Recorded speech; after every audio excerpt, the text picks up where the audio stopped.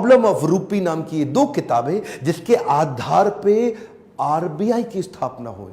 मैं दोबारा बोल दूं क्या? इन्होंने जो किताबें लिखी उसके आधार पे आरबीआई की स्थापना करी गई। कैन यू इमेजिन, भारत के सबसे निचले पायदान से आया एक यंग लड़का जिसकी कोई मदद करने वाला नहीं, आज उसकी बुद्धि पे आधारित हमारे कॉन्स्टिट्यूशन की स्थापना भी की जाएगी। इनकी ज्ञान, बुद्धि और कौशल का लोहा इंडियन लीडर्स और ब्रिटिश लीडर्स दोनों मानते थे। 1947 में भारत आजाद हुआ और गांधी जी के पास नेहरू अपनी पूरी कैबिनेट की लिस्ट लेकर के आए।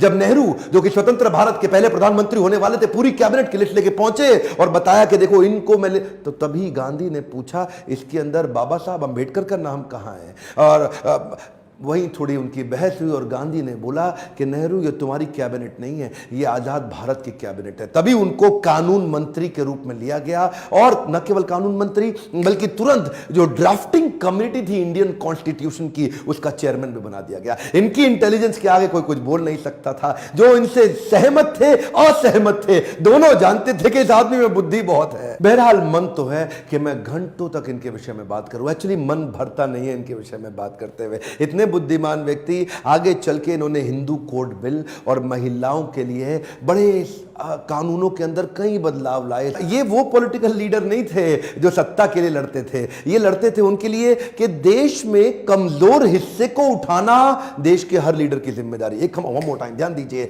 चाहे वो महिलाएं हो, चाहे वो जाति धर्म के आधार पे हो, कमजोर हिस्से को आगे बढ़ाना, सपोर्ट करना, तभी देश आगे चलेगा। खुशहाली आएगी तो फायदा सबका होगा। कम ऑन, ध्यान दीजिए, पूरे देश में खुशहाली आएगी तभी फायदा सबका होगा। इनकी भाषा में, इनके भाषण में, इनकी चर्चा में, इनके आचरण में, इनकी किताबों में और ड्राफ्टिंग कमेटी में चेयरमैन होते वक्त कॉन्स्टिट्यूशन को लिखने में सहनशीलता लगातार दिखती रही। अहिंसा परमो धर्म, बौद्ध धर्म को अपनाने लगे।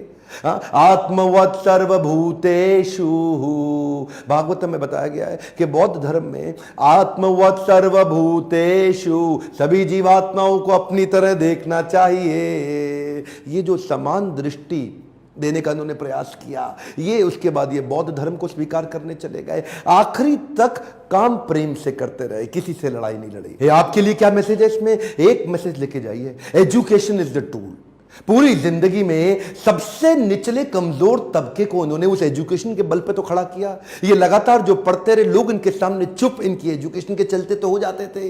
कोलंबिया यूनिवर्सिटी आगे चल के इनको number 1 scholar in the world की उपाधि से नवाजा गया। देश ने इनको भारत रत्न दिया। एक बात समझ लीजिए, इनके बराबर लीडर पृथ्वी में गिनती की होते हैं, परसेंटेज में नहीं होते। लर्निंग क्या है? Education is the tool. Entertainment के तो बहुत चैनल होंगे यूट्यूब पे, पर मैंने एजुकेशन का चैनल बनाया, कोई एंटरटेनमेंट नहीं है इधर। और देश को भीमराव रामजी अंबेडकर के विषय में एजुकेट करना, उनके संघर्ष के बारे में बताना मेरी आपकी पूरे देश की जिम्मेदारी है। बताइए तो सही लोगों को कैसे संघर्ष से उठ के खड़े हुए हैं।